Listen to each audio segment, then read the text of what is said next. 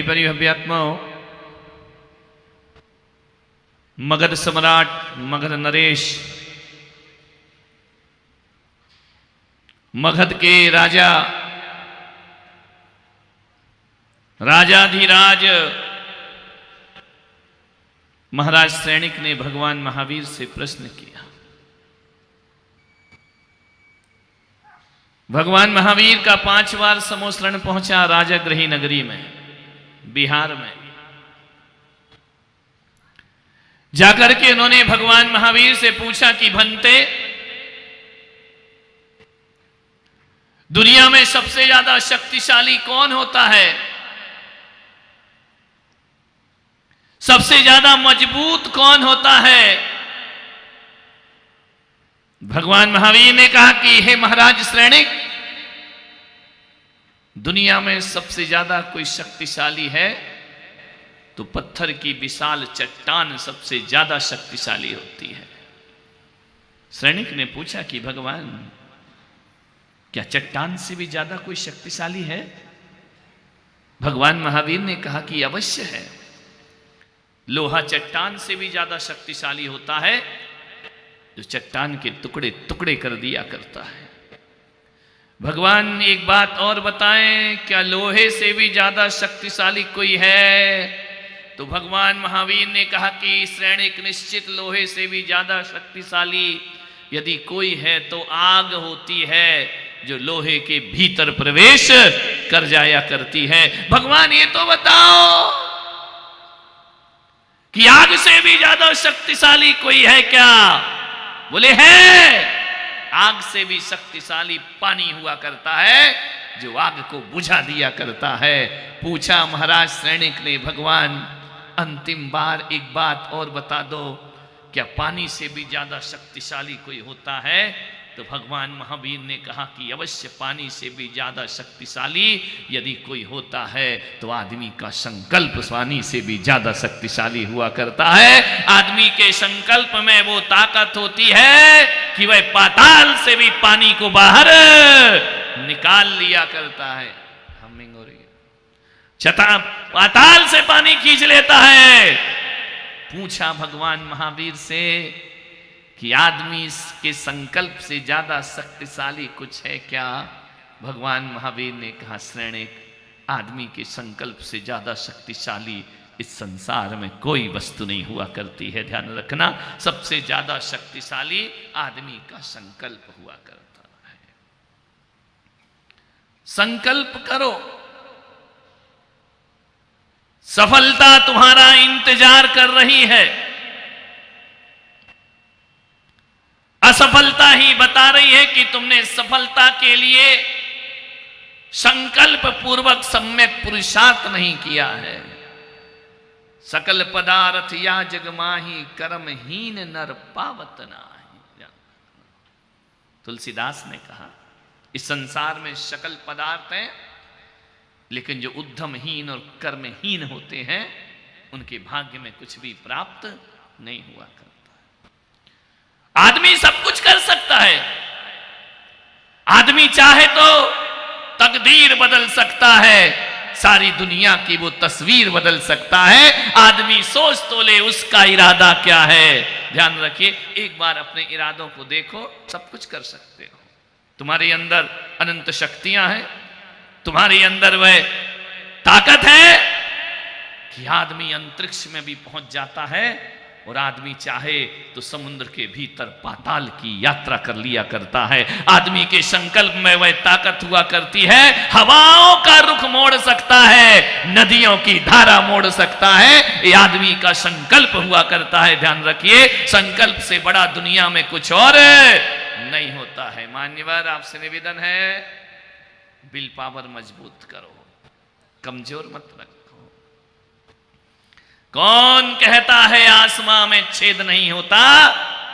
एक पत्थर दिल से उछाल कर देखो। ध्यान रखिए, इरादे होना चाहिए मजबूत। आदमी नाकाम क्यों हो रहा है? आज मैं अखबारों को उठा करके देखता हूं, समाचारों को सुनता हूं, देखता हूं, तो लगता है आदमी कितना ना उम्मीद हो गया है। पढ़ते हो अखबारों को, आज उसने फांसी लगा ली, कल उसने आत्महत्या कर ली, उसने आग से अपना दहन कर लिया। देखता हूं, पढ़ता हूं, लगता है क्या हो गया इस आदमी को। ध्यान रखना मान्यवर, गम इस बात का नहीं है कि आदमी मर जाता है, गम इस बात का नहीं है कि आदमी मर जाता है, गम तो इस बात का है कि जिंदा होकर भी आदमी जिंदा नहीं रह पाता है। ध्यान रखना, मुर्दे मुर्दे से जी रहे हो, मरे मरे से जी रहे हो, मुरझाया हुआ चेहरा लेकर जी रहे हो, थके थके से जी रहे हो, सो के उठ रहे हो तो थके थके हो, ऑफिस से लौटे तो थके थके हो, जहां से देखा आदमी थका हुआ मुरझाया हुआ चेहरा लेकर जी रहा है, बोझिल जिंदगी बना करके जी रहा है। ध्यान रखना, आपसे मेरा निवेदन है, कभी प्रातः काल उठकर घर के छत पे जाके देखना। प्रातः काल तुम्हारे अनुसार नहीं, प्रातः काल के अनुसार। सूर्य की जब लालिमा आकाश में छाती है, भोर होती है, सूरज उगता है, देखना सुबह का दृश्य। कभी वक्त मिले, कभी सौभाग्य से जाग जाओ, बाकी तो तुम तो जागते ही नहीं हो।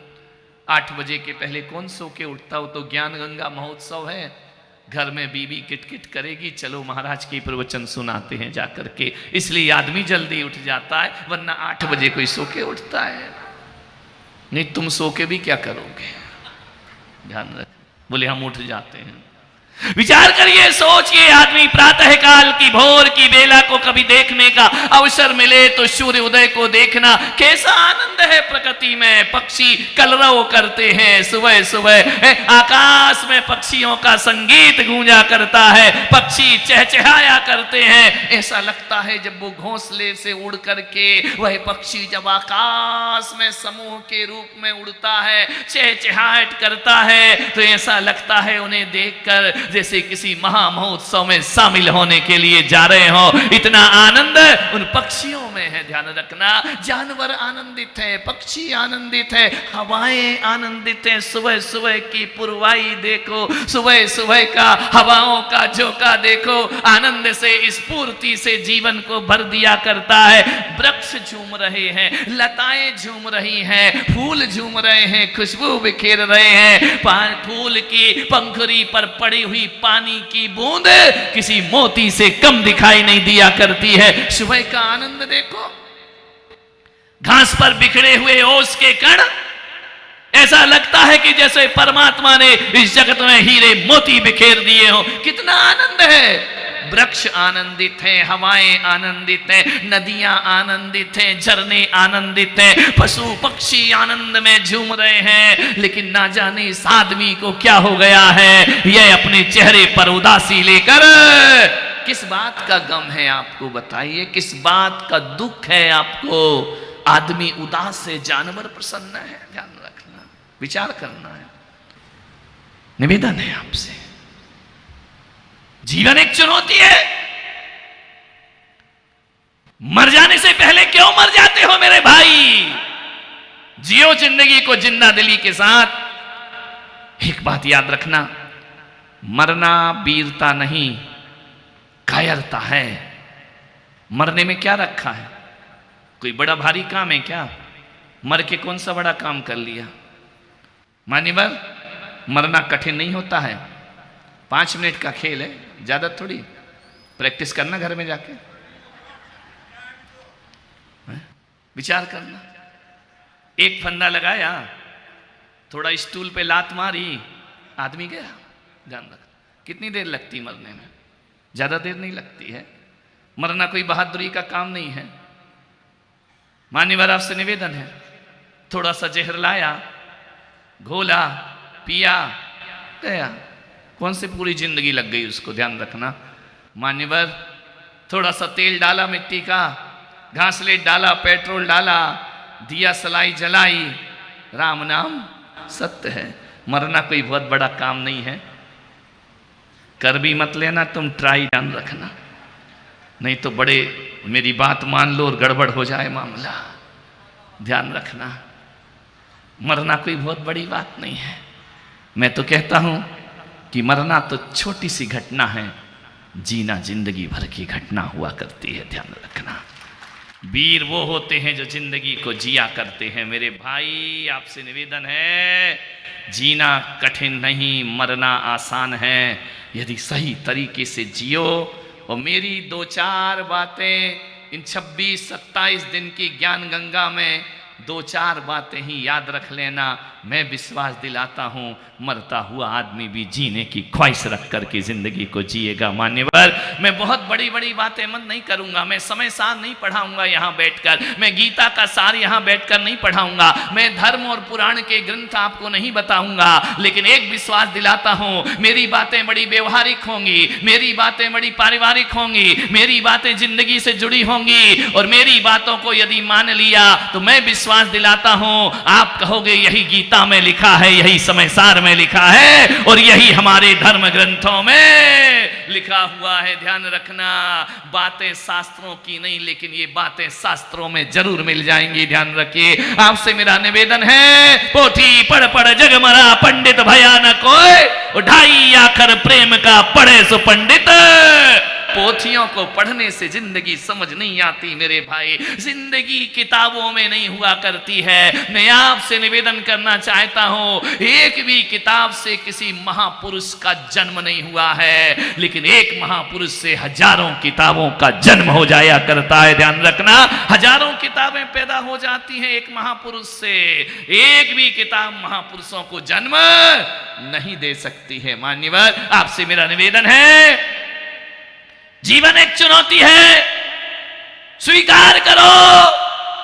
कभी आपके परिचित ने, कभी आपके पड़ोसी ने, कभी आपके रिश्तेदारों ने, किसी दोस्त ने आत्महत्या की हो तो आज जाना उसकी कब्र पर, ध्यान रखिए, वो जाना आज वहां पर जहां उसकी चिता जलाई गई है, वो जरा कान लगाकर सुनना। तो मैं कहता हूं यदि आप कान लगाकर सुनोगे तो भीतर से यही आवाज आएगी कि जो हमने किया वो तुम कभी मत करना। हम जिंदगी में इतनी बड़ा बुरा काम करके आज तक पश्चाताप कर रहे हैं। ध्यान रखना, जिन सुनने की ताकत हो, कान में ताकत हो, यदि चिताओं की, मुर्दों की बातें सुनने की, तो मैं कहता हूं चिता से आवाज आएगी, ऐ इंसान, जो गलती मैंने की वो गलती जिंदगी में तू कभी मत करना। आत्महत्या की बात पश्चाताप के अलावा कुछ हाथ नहीं लगा करता है। एक बात बता दो मेरे भाई, आपसे मैं निवेदन करना चाहता हूं, एक दिया बुझाने से अंधेरा बढ़ता है या घटता है? घर में एक दिया जल रहा है, उसे फूंक दोगे अंधकार बढ़ जाया करता है। तो जिंदगी भी एक दिया है, इसे आत्महत्या की भट्टी में झोंक दोगे तो प्रकाश बढ़ेगा नहीं, जिंदगी में अंधकार फैल जाया करता है। मनुष्य का जीवन आत्महत्या के लिए मिला है, सुसाइड करने के लिए मिला है? नहीं मेरे भाई। मालूम है इस मानव के तन को पाने के लिए क्या क्या किया है तुमने? पता है, कई बार नाली के कीड़े बने हो और वहां सोचते रहे कि मैं मनुष्य बन जाऊं। ध्यान रखना है, कई बार सड़कों पर पशु पक्षी बन करके दौड़े हो, कई बार वृक्ष बन के खड़े हुए हो, कई बार आग पानी बने हो। किस लिए बने हो? एक बार मनुष्य का चोला हमको प्राप्त हो जाए। सारी मनीषा, सारी ज्ञानी, सारे शास्त्र, सारे धर्म कहते हैं 84 लाख योनि में भटकने के बाद यह मानव की देह प्राप्त हुआ करती है। ध्यान, ये जो शरीर जो तुम लेकर बैठे हो, याद है तुम्हें? इस शरीर को पाने से पहले तुमने 84 लाख शरीर को पाकर फेंका है। ध्यान रखना, 84 लाख शरीर चिता में जले हैं, 84 लाख शरीर दफन हुए हैं धरती के अंदर।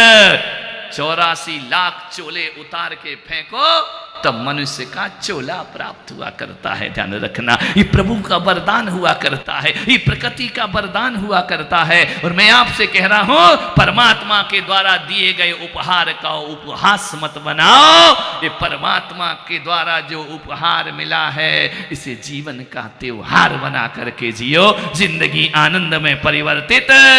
हताश क्यों हो जिंदगी से? मान्यवर, भगवान महावीर कहते हैं दूसरों की हत्या करना पाप है, एक चींटी को मारना भी पाप होता है जैन दर्शन में। मान्यवर, आपसे निवेदन है, दूसरों की हत्या करना पाप है तो मैं पुलक सागर कहता हूं कि अपनी हत्या करना महापाप हुआ करता है। ध्यान रखना, इससे बड़ा पाप दुनिया में कोई दूसरा नहीं होता है। अहिंसा का संदेश देता है मेरा देश, करुणा की बातें करता है जैन दर्शन। भगवान महावीर करुणा अवतार के रूप में जाने जाते हैं। भगवान महावीर अहिंसा अवतार के रूप में जाने जाते हैं।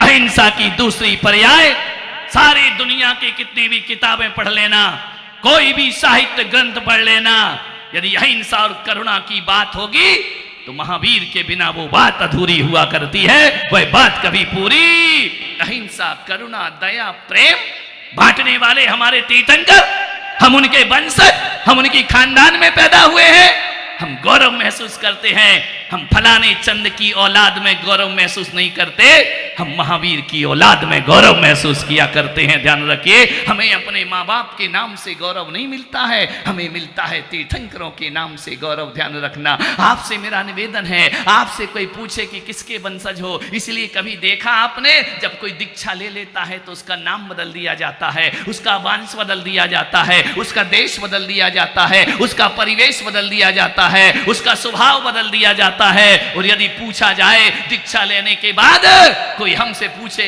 हमसे कोई नहीं पूछता कि तुम्हारे माँ बाप का नाम है, हमसे पूछा जाता है तुम्हारे गुरु का नाम क्या है। ध्यान रखना, हम माँ बाप के नाम से नहीं, गुरुदेव के नाम से जाना जाते हैं। हमारी पहचान गुरुदेव हो जाया करते हैं। हम तीर्थंकरों के वंशज हैं, हम अहिंसा अवतार भगवान महावीर के वंशज हैं।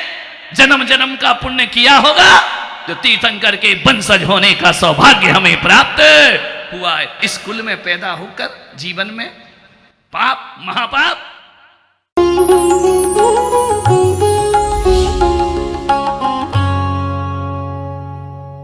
भगवान महावीर के अमर संदेश जीव दया की राह पर चलते हुए भारत गौरव राष्ट्र संत आचार्य श्री पुलक सागर जी गुरुदेव की प्रेरणा से वात्सल्य धारा ट्रस्ट द्वारा संचालित एक महाअभियान शिक्षा और सेवा समय की मांग। वात्सल्य धारा एक समाधान, मानवीयता की दुनिया में बढ़ते कदम। वात्सल्य धारा एक प्रकल्प अनेक, सुशिक्षा, सुस्वास्थ्य शिविर, औषधि वितरण, वात्सल्य धारा रुग्ण वाहिनी, अहिंसा प्रसाद, माँ जिनवाड़ी संग्रहालय, जीव दया, गौ सेवा, कन्यादान, वात्सल्य धाम। सामर्थ्य अनुसार सहयोग धनराशि प्रदान कर हमसे जुड़े। बैंक खाता विवरण निम्नवत है, अथवा आप अपनी दान राशि दिए गए QR कोड को स्कैन करके हमें UPI द्वारा सीधे भेज सकते हैं। आपके द्वारा दिया गया दान आयकर की धारा ATG के अंतर्गत कर मुक्त है। पूछताछ हेतु हमें संपर्क करें 991098 7666 98109 00699।